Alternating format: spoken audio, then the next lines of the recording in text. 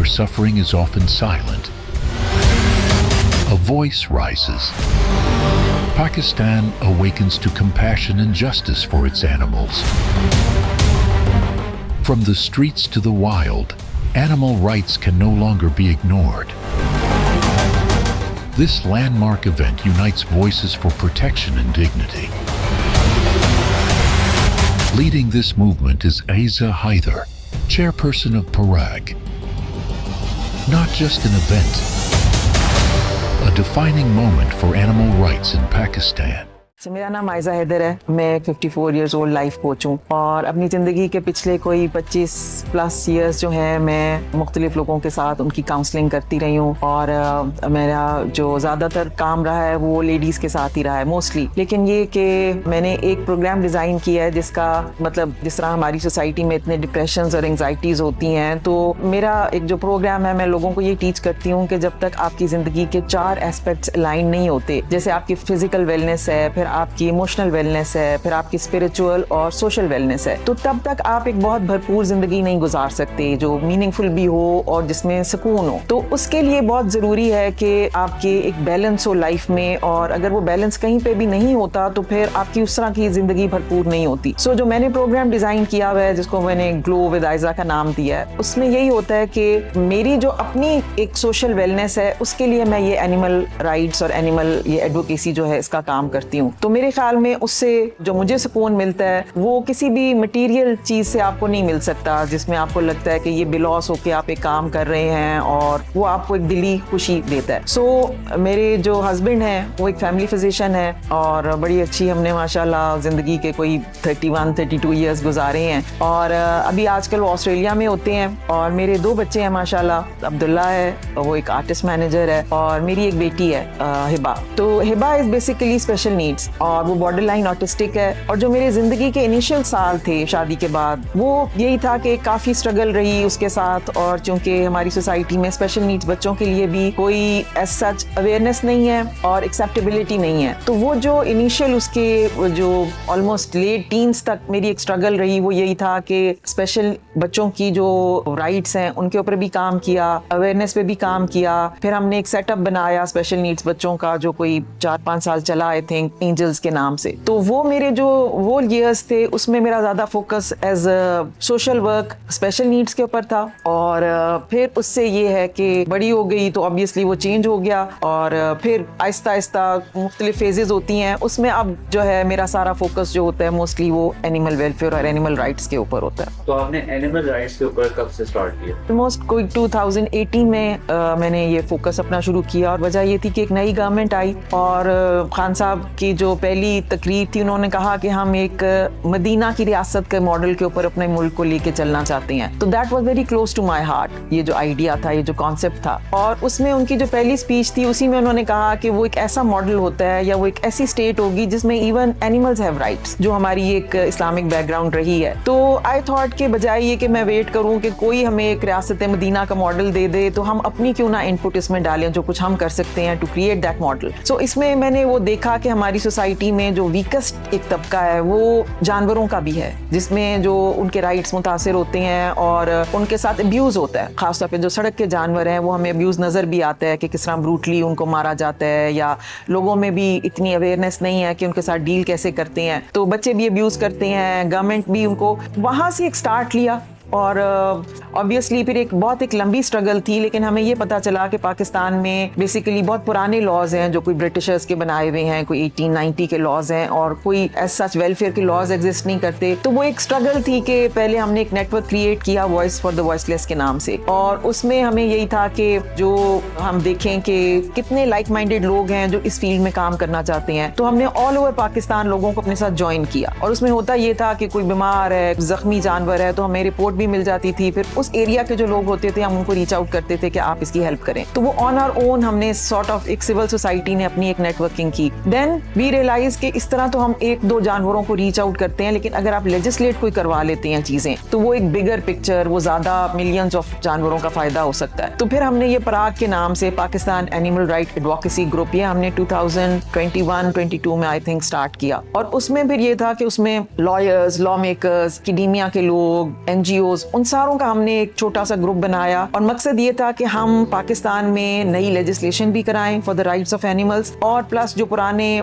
Laws हैं उनको कुछ अपग्रेड करें और जो भी इश्यूज आते हैं वो आप रेलिवेंट अथॉरिटीज तक पहुंचाएं, क्योंकि जैसा मैंने आपको बताया कि मेरी बेटी भी स्पेशल नीड्स है, तो नॉन वर्बल बच्चों का भी ये होता है कि उनकी नीड्स को आप में इतनी एम्पैथी डेवलप हो जाती है कि यू कैन अंडरस्टैंड कि अगर वो बच्चा खुद नहीं भी बता रहा तो आप उसकी बातें समझ जाते हैं। तो जानवर भी सॉर्ट ऑफ किसी तरह से वॉइसलेस ही हैं, वो अपने इश्यूज को खुद किसी गवर्नमेंट की अथॉरिटी या कहीं तक नहीं पहुंचा सकते, तो आपने उनकी आवाज बनना है और आपने उनके इश्यूज को रेज करके उन इदारों तक पहुंचाना है जो कि कुछ चेंजेस ला सकते हैं। सो इस वजह से हमने पहले वॉइस फॉर द वॉइसलेस का नेटवर्क बनाया and then we move to PARAG और उसमें फिर हम जो है वो काम कर रहे हैं और डिफरेंट इश्यूज जो हमारे सामने आते हैं हम उनको टेकअप करते हैं और एज अ थिंक टैंक हम उन चीज़ों को रिजॉल्व करने की कोशिश करते हैं। जो पराग का फोकस है वो बेसिकली जो हमारी बेस है वो 5 इंटरनेशनल जो फ्रीडम्स दिए हुए हैं जानवरों को, हम उनको सामने रख के तो अपना फिर देखते हैं कि क्या चीज़ वो अब्यूज़ में आती है और कोई उनके जो राइट्स हैं वो मुतासिर हो रहे होते हैं। अब जो 5 फ्रीडम्स हैं वो सबसे पहले उसमें ये है कि आपका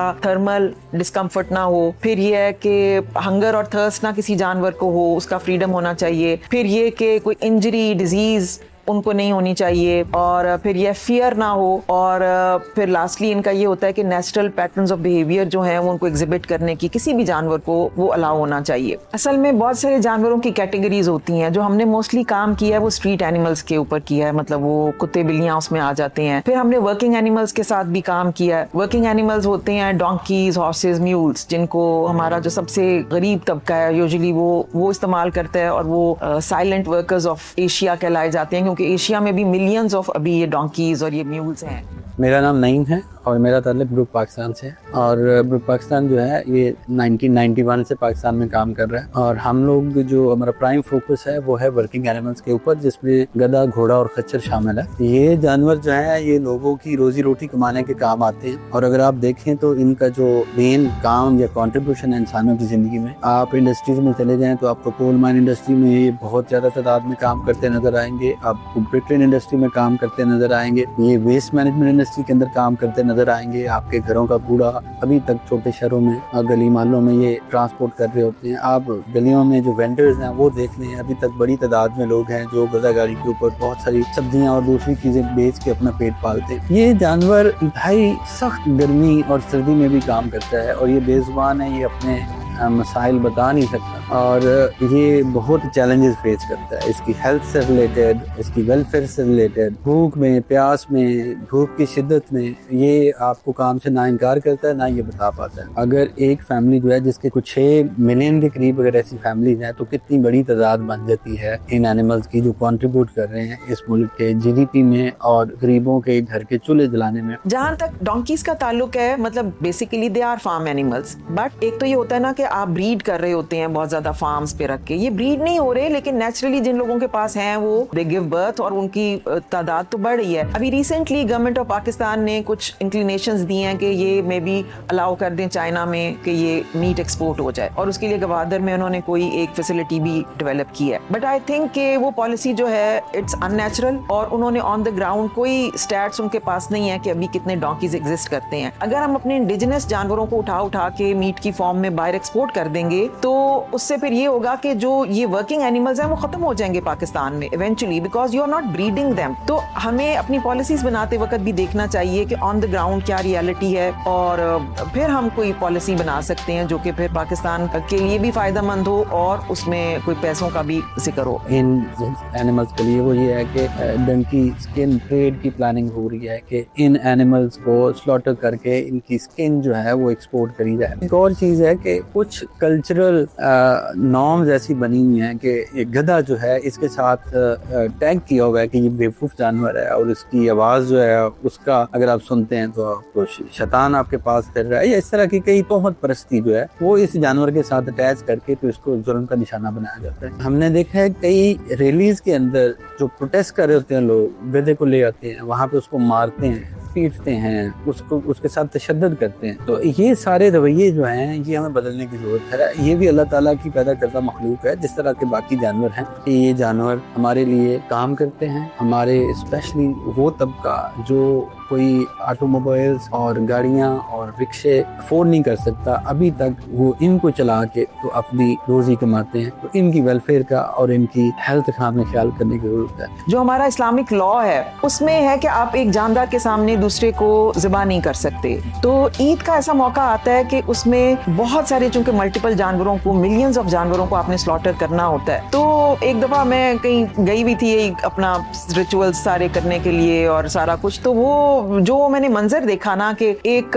जानवर को आप घसीट के सामने ला रहे हैं, फिर उसको ज़िबा कर रहे हैं और सारा कुछ उसका जो भी प्रोसेस होता है, और सामने ही वो बाकी सारे जानवर खड़े हुए हैं जो उसको देख रहे हैं। तो जो उनकी आंखों में एक तकलीफ थी या वो एक डर था, वो हम महसूस नहीं करते। हमें तो एक गोश्त की फॉर्म में एक चीज आ जाती है और हम खा लेते हैं। तो उसमें कामयाबी इस सेंस में हुई कि हमने सबसे पहले तो स्ट्रीट एनिमल्स के लिए लेजिस्लेशन करवाई। For the first time in the history of Pakistan Punjab ने एक लॉ बनाया। बड़ी लंबी स्ट्रगल थी, लेकिन उसमें उन्होंने कहा कि स्ट्रीट एनिमल्स को, अगर आपको मतलब एक फियर होता है सोसाइटी में कि रेबीज ना हो जाए या डॉग बाइट्स ना हो जाए, जो दुनिया ने एक तरीका बनाया हुआ है वो TNVR का है। तो वो ये होता है कि trap, neuter, vaccinate and release. तो वो हमने एक तरह से जो जानवरों के राइट्स होते हैं वो हमने मनवाए कि हाँ, आप सड़क पे जानवर जो रहने वाला है उसको आप बेदर्दी से मार नहीं सकते, और आपने अगर उसको, उसकी न्यूसेंस को खत्म करना है, सोसाइटी को सेव करना है, तो then you have to switch to TNVR। तो वो पहली दफा लेजिस्लेशन हुई। Then we again prepared a very comprehensive bill, it's called Punjab animal welfare bill. लेकिन वो अनफॉर्चुनेटली गवर्नमेंट चेंज हो गई तो वो स्टक हो गया हुआ है, वो भी हुआ नहीं। लेकिन उसमें हमने सिर्फ ये डिफाइन किया कि what is welfare and what is abuse. सिर्फ आप क्लैरिटी दे दें, क्योंकि हमारे लॉज इतने पुराने थे कि वो बिल्कुल ऑब्सोलीट थे और वो सफिशिएंट नहीं थे बताने के लिए कि क्या चीज वेलफेयर में आती है। हमने अब जो काम हम करना चाह रहे हैं वो फार्म एनिमल्स के ऊपर कर रहे हैं, और उसकी रीजन ये है कि अभी तक हमारा सारा फोकस रहा है street animals, wild, working, but farm animals वो हैं जिनको, मेरी मिसअंडरस्टैंडिंग थी कि उनके ऊपर कोई अब्यूज नहीं होता, और चूंकि महंगे जानवर होते हैं तो लोग बड़े प्यार मोहब्बत से रखते हैं। एक सेंस तक मतलब बात ठीक है, लेकिन चूंकि फैक्ट्री फार्मिंग पाकिस्तान में अब आ रही है, अभी थोड़े लेवल पे है लेकिन इट्स कमिंग, तो उसमें जो अब्यूजेस हमें फिर नजर आए जब हमने रिसर्च की कि क्या हो रहा है, तो जो आपके इंटरनेशनली रिकॉग्नाइज्ड फ्रीडम्स हैं उनके मुताबिक वो चीजें नहीं है। तो now we are going to focus, क्योंकि जो सड़क का जानवर है उस पर तो आपको अब्यूज नजर आ जाता है कि आपने देखा है कुत्ते को मार रहे हैं या जो कुछ भी, जो इनके ऊपर अब्यूज हो रहा है या जो इनके राइट्स नहीं दिए जा रहे वो बिहाइंड क्लोज्ड डोर है। तो वो almost they are suffering in silence. हमारी उधर रीच नहीं है ना, फैक्ट्री फार्म्स के अंदर हमारी कोई रीच है कि हम उठें और देखें कि क्या हो रहा है। और जो प्राइवेट ओनर्स हैं वो भी एक्सेस उस तरह तो नहीं देंगे if they are doing anything that is मतलब अब्यूसिव, तो वो बिहाइंड डोर्स सफर कर रहे हैं। तो नाउ वी आर स्टार्टिंग, और हमने थोड़ी सी रिसर्च भी शुरू की है, और हम ये देखना चाह रहे हैं कि कौन कौन सी ऐसी चीजें हैं विच आर अनएथिकल, अनइस्लामिक, अनलॉफुल, और हम क्या चीजें हैं जो चेंज कर सकते हैं। सो पहला स्टेप हमारा यही है, कुछ लोगों से हमने बात भी की है, और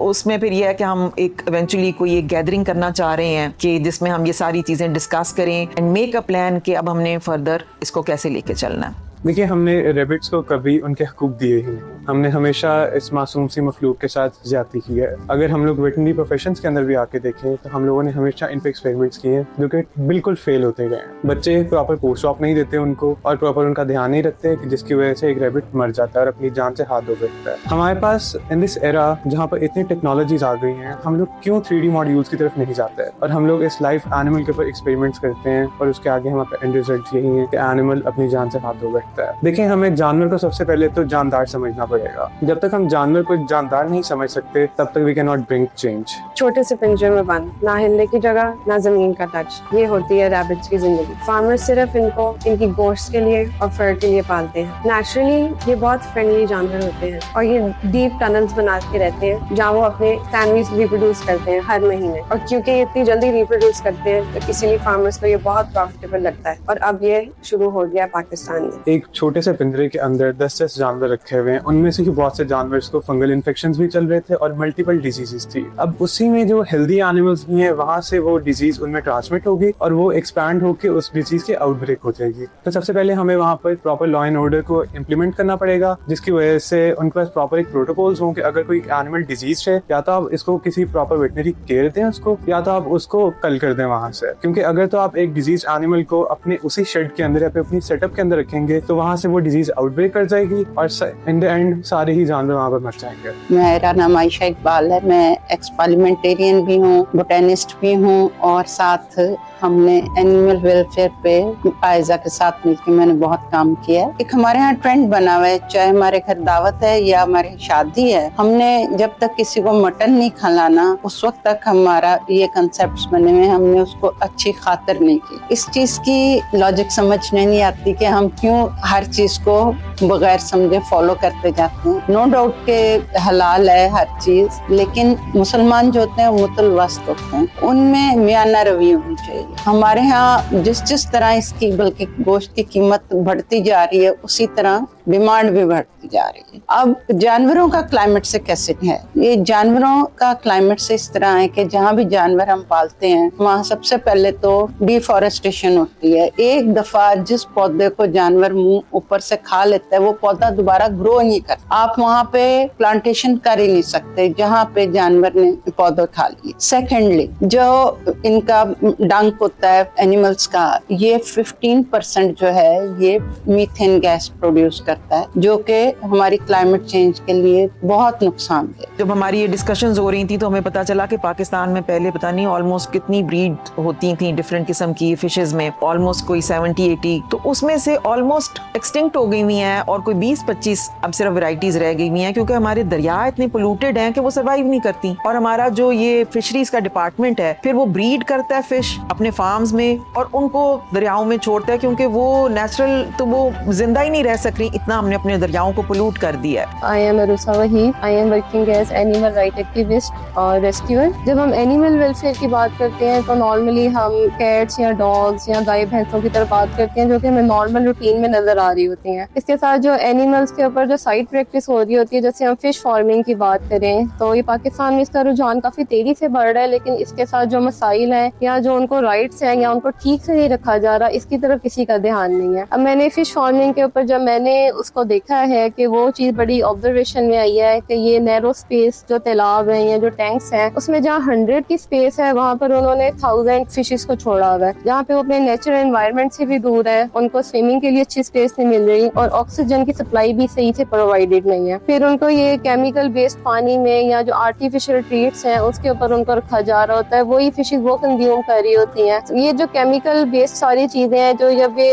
इंसान कंज्यूम करता है तो उसकी हेल्थ पे भी बड़ा असर पड़ रहा होता है। अब मुल्तान वाली साइड पे जाए तो वहाँ पर रास्ते में काफी ज्यादा फिश के फॉर्म्स हैं, तो ये चीज भी बड़ी ऑब्जर्वेशन में आई है कि जब लार्वा पानी में छोड़ते हैं तो उसको धूप की बड़ी जरूरत होती है, तो वहाँ पे उन्होंने बड़ी हजारों की तादाद में दरख्त काटे हैं जो कि फिर हमारे नेचुरल एनवायरनमेंट पे भी असर डाल रहे हैं। अभी वीडियो भी बहुत ज्यादा सोशल मीडिया पे चल रही होती हैं, तो उसके ऊपर जब देखा है तो वाकई ये चीज भी ऑब्जर्वेशन में आई है कि ये जो फिशरमैन है ये पानी में करंट छोड़ के मछलियों को मार रहे हैं और उसके साथ यहाँ पे ब्लास्ट कर देते हैं जिसमें कि मछलियाँ सारी एकदम से मर जाए, फिर उसको पकड़ लेते हैं। तो ऐसे अगर हम फिर एनिमल एक्टिविस्ट के उसके तौर पर बात करेंगे तो जो राइट्स है, तो ये कोई भी जो एक लिविंग बीइंग है वो इतनी पेनफुल डेथ को डिजर्व नहीं कर रहा होता। और इसी तरह अगर आप देखेंगे एवरी डे हमारे सामने ये जो चिकन स्लॉटर हो रहा होता है दुकानों के ऊपर, तो वो चिकन सारा दिन जो उनके सामने जानवर पकड़ते हैं, एक मुर्गी को निकालते हैं और उसके सामने उसको ज़िबा कर रहे होते हैं, तो ये भी अनएथिकल और अनइस्लामिक है, आपको इजाजत नहीं है। लेकिन अगर आप उनको कहें कि भाई कोई और तरीका नहीं, तो वो कहते हैं कि नहीं, चूंकि कस्टमर जो है वो बिल्कुल फ्रेश मीट चाहता है तो यही तरीका है। तो जब उनको हम कहते हैं कि जुल्म है या जो कुछ भी, तो वो कहते हैं कि ये तो शायद कोई और जेनेटिकली मॉडिफाइड सी चीज है, ये तो महसूस ही नहीं करते। हालांकि दिस इज नॉट ट्रू, वो बिल्कुल महसूस कर रहे होते हैं, वहाँ एक फियर होता है, वो बेचारे सहम के बैठे होते हैं। तो जब आप पर्सनली ये चीजों को गौर करना शुरू करें ना, तो फिर वो बड़ी तकलीफ दे चीजें हैं। मेरा नाम डॉक्टर आबिद है, मैं वेटनेरियन हूँ और पिछले 13 ईयर से जो है ना मैं पेट प्रैक्टिस कर रहा हूँ। और इसी तरह अगर हम स्लॉटर स्लॉटर हाउस की बात करते हैं तो वहाँ पे मल्टीपल एनिमल एक टाइम में ज़िबा हो रहे होते हैं, तो उसके लिए भी हमें कोई असूल बनाने चाहिए ताकि एक जानवर के सामने उनका एक जानवर ज़िबा हो रहा है तो उससे पहले उसे कोई स्टनिंग या उन्हें ऐसा कुछ किया जाए या उन्हें ऐसे क्यू में रखा जाए ताकि वो अपने दूसरे जानवर को ज़िबा होते हुए ना देखे या उस तरह स्ट्रेस ना ले, क्योंकि इससे भी एट दी एंड उसी तरह मीट की क्वालिटी और उसी तरह सारी चीज़ें इफेक्ट होंगी, तो वो भी इंसान की वेलबींग की या इंसान की अपनी बॉडी को इफेक्ट करेंगी। जो लेयर्स की अगर हम बात करें तो जिस तरह उन्हें स्क्वीज केजेज में रखा जाता है, उनके एग्स कलेक्ट किए जाते हैं या उन्हें हम एक फैक्ट्री के तौर पे यूज कर रहे होते हैं, लेकिन एज अ बर्ड या एज अ लिविंग बीइंग हम उसकी वेल बीइंग के लिए कुछ भी नहीं कर रहे होते। वो मुसलसल अंडे दे रहे होते हैं और उनकी अपनी जो क्वालिटी ऑफ लाइफ है वो कम्प्रोमाइज हो रही होती है। उनमें उनका फिजिकली स्ट्रेस लेना, उनका ओवरऑल प्रोडक्शन की वजह से वीक होना या वो स्ट्रेस से जो कॉन्सिक्वेंसेज आते हैं एट द एंड, उनके जो भी by product let's suppose egg हैं या एट द एंड मीट में होता है, तो वही स्ट्रेस वाले इश्यूज जो हार्मोनल इश्यूज हैं या इसी तरह हम उनके स्ट्रेस को कम करने के लिए दवाइयों का यूज करते हैं नेचुरल इन्वायरमेंट से हटके, तो वो भी एट द एंड हमारे ह्यूमन बीइंग की हेल्थ पे इफेक्ट करती हैं। तो ये छोटी छोटी चीजें हैं कि मुर्गियों का जो हम हशर कर रहे हैं, हमने उनको फियर और डिस्ट्रेस में रखा हुआ है, उनके सामने आप स्लॉटरिंग करते रहते हैं सारा दिन। आपने जो काव्स हैं उनको काउ से आप उनको फौरन उठा लेते हैं कि जो मिल्क इंडस्ट्री है उसको मेल तो काउ चाहिए ही नहीं ना, वो तो उसके लिए यूजलेस है। तो वो जैसे ही वो बच्चा पैदा होता है आप 1-2 दिनों बाद उसको घसीट के वहां से माँ से, वो माँ डिस्ट्रेस में रहती है क्योंकि वो एक नेचुरल इंस्टिंक्ट्स तो है ना। तो हमें चूंकि हमने हर चीज को बहुत कमर्शियलाइज कर लिया है तो we take it in a stride कि हाँ ये तो होता ही है, लेकिन नहीं। आई थिंक कि बीइंग अ मुस्लिम और हमारे जो राइट्स और ये सारे लॉज भी बने हुए हैं, हमने उनकी इम्प्लीमेंटेशन की तरफ जाना है। हमारे स्लॉटर लॉज भी हैं, उसमें ये अलाउड नहीं है, but everybody is doing it. तो ड्यूरिंग स्लॉटरिंग जो असेंबली या उन्हें लाइन में या क्यू में लगा के हम एक जानवर को ज़िबा करते हैं बाकी जानवरों के सामने, तो ये भी स्ट्रेसफुल फैक्टर है और इस्लामिक पॉइंट ऑफ व्यू से भी है कि हम एक जानवर को दूसरे जानवर के सामने ज़िबा नहीं कर सकते। आई थिंक कि जो सेंसिटिव लोग हैं उनको इस चीज के ऊपर सोचना चाहिए कि जो हम कंज्यूम कर रहे हैं कुछ उसमें क्रूअल्टी तो नहीं है, और उसमें यही है कि जब तक एक जानवर जिंदा है तो उसको कोई तकलीफ नहीं होनी चाहिए। अगर उसके स्लॉटरिंग का वक्त आता है और आप ह्यूमेन तरीके से उसको स्लॉटर करते हैं तो ऑब्वियसली ये अल्लाह का एक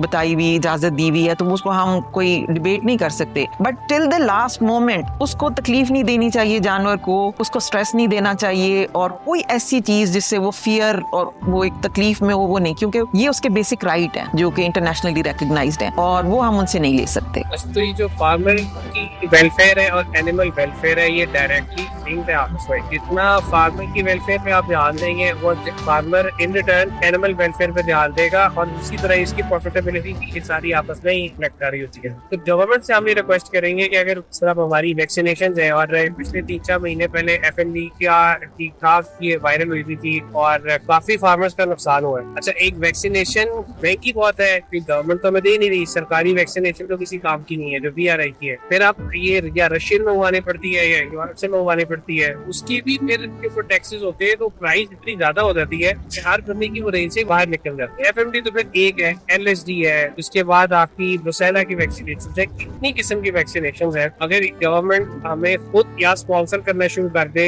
या बाहर से खुद मंगवा के सब्सिडाइज देना शुरू कर दे, खुद नहीं भी बना पा रहे तो वो फिर इवेंचुअली जहाँ पे फार्मर का फायदा है वहाँ पे जानवर का भी फायदा है। इसी तरह न्यूट्रास्यूटिकल के अंदर आपके जितने एडिटिव्स हैं, मिनरल्स हैं, अच्छा जो अच्छी क्वालिटी का मिनरल है बाहर फिर उन्होंने ठीक-ठाक टैक्स लगा दिया। तो यहाँ पढ़ के कितना उसकी कॉस्ट आ जाती है। जानवर हमने रखे हुए बाहर से ला के ताकि उसकी प्रोडक्शन वो सारी चीजें पूरी करने के लिए पहले वही चीजें बाहर से लेनी पड़ती है और सिटी ऊपर चली जाती है, वो जरा बड़ा मुश्किल हो जाता है। जो अब हम काम करना चाहते हैं वो ये है कि लाइव स्टॉक इंडस्ट्री पाकिस्तान की बैकबोन है, बिलियंस ऑफ डॉलर्स की इंडस्ट्री है वर्ल्ड वाइड और पाकिस्तान की भी ये सबसे स्ट्रॉन्गेस्ट एक ये इंडस्ट्री है। तो हम इसको डैमेज नहीं करना चाहते, but we want to find new systems के जिसमें जानवर को कम से कम तकलीफ दी जाए। लोग घबरा जाते हैं जब हम उनसे बात करने की कोशिश करते हैं कॉर्पोरेट सेक्टर में भी कि पता नहीं हम कोई अजीबोगरीब अननेचुरल सी ऐसी कोई बात करेंगे जिससे इंडस्ट्री मुतासिर हो जाएगी। तो हम इंडस्ट्री को हर्ट नहीं करना चाहते, लेकिन we are going to work with the industry and find solutions, क्योंकि ये हमारे लिए एक्सेप्टेबल नहीं है कि आप एक जानदार को एक कमोडिटी समझ के तो आप समझें कि हम जिस तरह मर्जी उसको यूज कर लें, तो वो चूंकि कमर्शियल काम है तो हम कर सकते हैं। तो we have to find better solutions और उसके लिए आई थिंक हमें सीरियसली देखना चाहिए कि क्या क्या हमारे पास ऑल्टरनेट्स मौजूद हैं। और जो हमने इस अपने समिट के लिए थीम सोची है वो यही है कि ethical farming for a greener future. तो वो मेरे से मतलब हम डिस्कस कर रहे थे कि व्हाई ग्रीनर फ्यूचर। बात यह है कि अभी हमारे सामने जो क्लाइमेट चेंज है वो एक बहुत बड़ी रियलिटी बन के सामने आ रहा है पूरी दुनिया में। और बेशक पाकिस्तान जो है वो कोई मेन कैरेक्टर नहीं है फॉर दिस ग्लोबल वार्मिंग, लेकिन हम एक इफेक्टी हैं। We are directly being affected by this phenomena. जिस तरह अगर चाइना में कोई ऐसी प्रैक्टिसेस हो रही होंगी जो कि क्लाइमेट चेंज का बायस बन रही हैं, तो वो सिर्फ चाइना तक महदूद नहीं रहेंगी, वो पाकिस्तान भी उनसे डिस्टर्ब होगा। तो हमने देखना यह है कि लाइफ स्टॉक का एक को रिलेशन है विद क्लाइमेट चेंज। और जो मीथेन एमिशंस होती हैं बड़े जानवरों से खास तौर पे, जो कुछ भी, वो 15% है एक टोटल जो कि ये कैलकुलेट किया जा रहा है कि लाइफ स्टॉक से कितनी ये हो रही है मीथेन एमिशंस और सारा कुछ। सो जो हम करना चाह रहे हैं या जो हम मैसेज देंगे लोगों को वो यही है कि आप अपने लाइफस्टाइल को थोड़ा सा चेंज करें और go towards a more greener and healthier lifestyle. उसमें यह है कि आप अगर कट डाउन कर सकते हैं मीट, तो वो एक इनडायरेक्टली एक हेल्प होगी टुवर्ड्स अ ग्रीनर फ्यूचर। क्योंकि जो स्टेटिस्टिक्स आ रहे हैं वो ऑब्वियसली एक्सपर्ट्स उसके ऊपर ज्यादा डिटेल में बात करेंगे ड्यूरिंग आवर समिट, लेकिन वो यही है कि जितना ज्यादा आप मीट खाते हैं उतनी ज्यादा फिर आपको पेस्चर्स यूज करने पड़ते हैं, आपको ट्री कटिंग करनी पड़ती है। तो वो एक सारी चीजें कनेक्टेड हैं, बिकॉज जो हमारा इकोसिस्टम है वो कोई भी चीज आइसोलेशन में नहीं होती, everything is connected with each other. So हम ये एक लोगों से रिक्वेस्ट करेंगे, इस आइडिया को प्रमोट करेंगे कि आप for the sake of your planet, for the sake of your own health, आप switch towards better lifestyle, healthier lifestyle. और उसमें फिर ये होगा कि इनडायरेक्टली आप अपने अर्थ को प्रोटेक्ट करने के लिए जो है वो कंट्रीब्यूट कर रहे होंगे। मुझे बहुत खुशी है कि हम 24 जून को इंशाल्लाह पाकिस्तान की हिस्ट्री में पहली दफा हम फार्म एनिमल्स की वेलफेयर के ऊपर एक समिट करेंगे। और अभी तक जिन लोगों को हमने इनवाइट किया है वो हमने एक्सपर्ट्स हैं अपनी अपनी फील्ड में, जिनको हम चाह रहे हैं कि वो हमें थोड़ा सा गाइड करें कि ये लाइफ स्टॉक इंडस्ट्री है क्या, कौन से लॉज के अंडर ये गवर्न हो रही है, कोई नए लॉज बन रहे हैं तो वो हमें बताएं। मैं अपने सारे मेहमानों को बहुत बहुत शामिल करने बहुत शुक्रिया अदा किया, आपने हमारी अफजाई की और इस महफिल में तशरीफ लेकर आए हैं। थोड़ा सा जानवर है, किसी किस्म उसको मार देता है, पत्थर मारता है, उसको गोली मार देता है, उससे बड़ा जालिम कोई नहीं होगा। सोसाइटी की तरबियत उसी से होती है कि अगर वो बेजुबान को मदद करेंगे तो जुबान वाले के लाज़िम में हिफाजत करेंगे। उसके बाद ये है कि एथिकल प्रैक्टिसेस क्या इसके अंदर हैं, कौन सी ऐसी चीज़ें हैं जो कि बेहतर हो सकती हैं। हमने कॉर्पोरेट सेक्टर के भी रिप्रेजेंटेटिव्स को इनवाइट किया है, हमने एकेडेमिया के लोगों को बुलाया है और हम उनसे ये समझना चाह रहे हैं कि अभी ऑन द ग्राउंड क्या सिचुएशन है और क्या क्या चीज़ें हम इन द फ्यूचर बेहतर कर सकते हैं।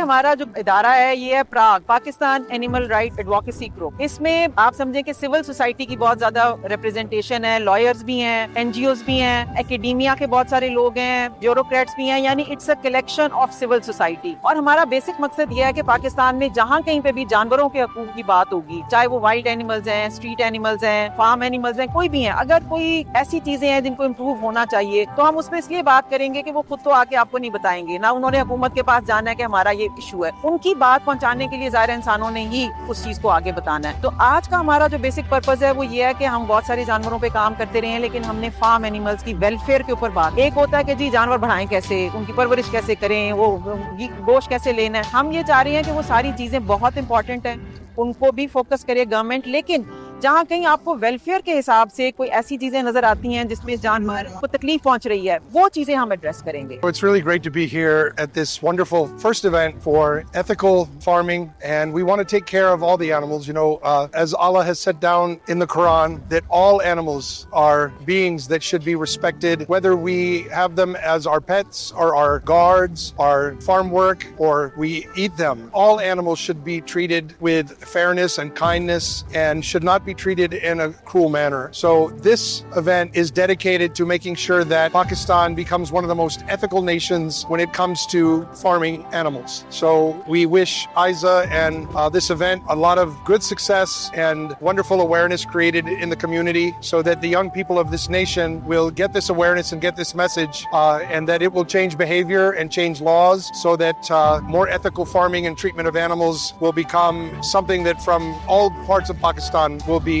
respected. अस्सलाम वालेकुम, मेरा नाम अब्दुल्ला ख्वाजा है। I am one of the founding members of PARAG, Pakistan animal rights advocacy group. आज बड़ा एक इम्पॉर्टेंट दिन है हमारे लिए क्योंकि जो हमारी एनिमल वेलफेयर कम्युनिटी है, जो हमारी एनिमल वेलफेयर सोसाइटी है, वो वैसे तो स्ट्रीट एनिमल्स और जो वर्किंग एनिमल्स हैं, क्वाइंस, हॉर्सेस, डोंकीज, उनके बारे में तो बात करती है, बट फार्म्ड एनिमल्स ऐसा एक एरिया था, एक ऐसा सेक्टर था जहाँ पे हमें अवेयरनेस नहीं थी। आज हमारा एक पहला एक समिट है, मोरलेस एक हमारा एक इवेंट है जहाँ पे हम चाह रहे थे कि एक्सपर्ट्स फ्रॉम द इंडस्ट्री जो पोल्ट्री और farmed animals, whether that is chickens, whether that is cows, जहाँ से हम जिन जानवरों से गोश्त लेते हैं, जिन जानवरों से हम दूध और अंडे और ये सारी चीजें लेते हैं, उनके बारे में भी हमें कुछ अवेयरनेस हो ताकि हम एक फ्रॉम अ वेलफेयर पर्सपेक्टिव हम उनके बारे में बात कर सकें और अवेयरनेस अपने जो वेलफेयर कम्युनिटी है and the people at large उनको दे सकें।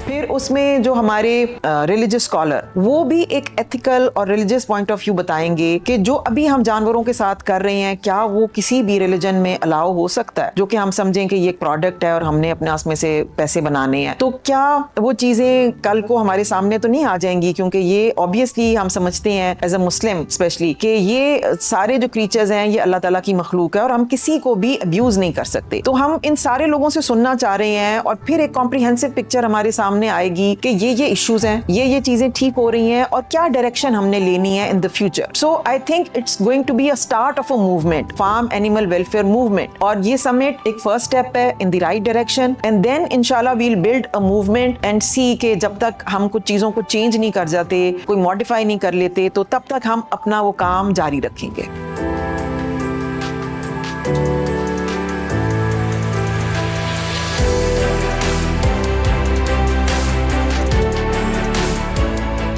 अच्छा, अब तकरीबन 2 हफ्ते हो गए हैं हमारे समिट को हुए हुए और मैं यही कहूँगी कि मेरे लिए भी ये एक रिमार्केबल एक्सपीरियंस था, क्योंकि जो हम एक एक्सपेक्ट कर रहे थे उससे बढ़ के जो हमें रिस्पांस मिला है वो मेरे लिए भी एक सरप्राइजिंग है अभी तक, और ऑनेस्टली आई एम ओवरवेल्म, क्योंकि जिन लोगों को हमने रीच आउट किया उन्होंने बिल्कुल पॉजिटिवली रिस्पॉन्ड किया और वो आए, और हमारे जो चीफ गेस्ट थे वो पंजाब हायर एजुकेशन कमीशन के हेड हैं और डॉक्टर इकरार अहमद, और उन्होंने इतनी प्रॉमिसिंग बातें की, और ऑब्वियसली ये वो लोग हैं जो कि एक डिफरेंस क्रिएट कर सकते हैं इस माशरे में, क्योंकि जिन यूनिवर्सिटी स्कूलों में बच्चे पढ़ रहे हैं अगर आप उन तक ये मैसेज पहुंचा देते हैं for kindness, compassion, climate change, ये सारी चीजें अगर आप स्टूडेंट्स तक पहुंचा देते हैं, जो कि उन्होंने एक वादा किया कि भी ऐसी चीजों को, एनिमल वेलफेयर को आपके सिलेबस में इनकॉर्पोरेट होना चाहिए, फिर ये कि बहुत सारे कॉर्पोरेट सेक्टर के लोगों ने हमें ज्वाइन किया, बावजूद इसके कि वो थोड़े से एप्रीहेंसिव थे, थोड़ा सा उनको डाउट था कि हमारा एजेंडा क्या है, और हम उनको बार बार ये समझाने की कोशिश कर रहे थे कि अभी हमारा एजेंडा कुछ नहीं है, हम आप लोगों से सीखना चाहते हैं, हम देखना चाहते हैं कि आपको अगर हम फिजिकली जाते हैं आपके जो भी फैक्ट्रीज हैं या आपके सेंटर्स हैं तो हमें पता चले कि आप लोग क्या प्रैक्टिस कर रहे हैं। मतलब उनके क्लेम ये थे कि हम बेहतरीन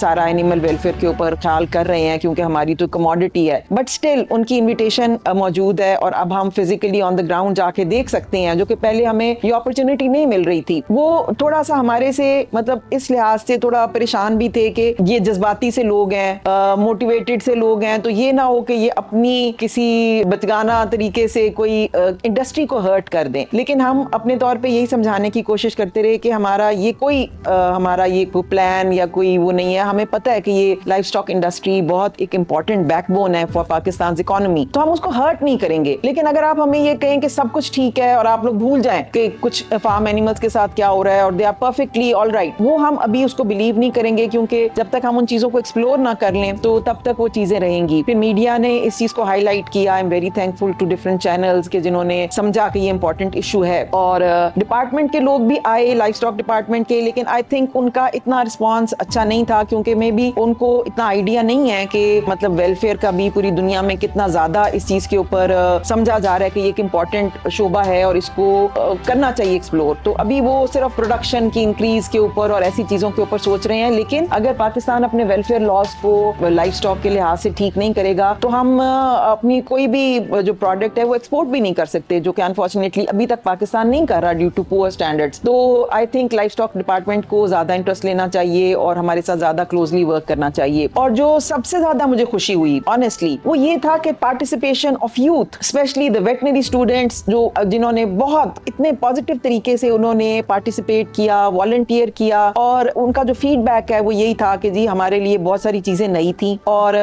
जो उनकी एक एनर्जी थी। तो क्लाइमेट चेंज के हवाले से भी आई थिंक थोड़ा सा वो पहले भी सेंसिटाइज थे, लेकिन ऑब्वियसली जब हम इन चीजों को लिंक करते हैं कि किस तरह लाइफ स्टॉक और animals they are contributing towards climate change और हमें क्या करना चाहिए, तो जो मेरी सबसे ज्यादा उम्मीद है या वो जिन चीजों को आई एम लुकिंग फॉरवर्ड वो यही है कि ये यूथ जो है eventually they will take over these offices and these corporations, और अगर वो सेंसिटाइज होंगे कि एनिमल वेलफेयर क्या है, क्यों इंपॉर्टेंट है, और बीइंग अ ह्यूमन बीइंग आप बिल्कुल कैलस होके सिर्फ बिजनेस का नहीं सोच सकते, बल्कि आपने अपने अंदर का जो कंपैशन है उसको जिंदा रखना है और उन चीजों के साथ आपने लेके जिंदगी में आगे बढ़ना है। तो मुझे बड़ी होप है अपनी यंगर जनरेशन से, जो अपकमिंग वेटरनेरियंस हैं, स्टूडेंट्स हैं और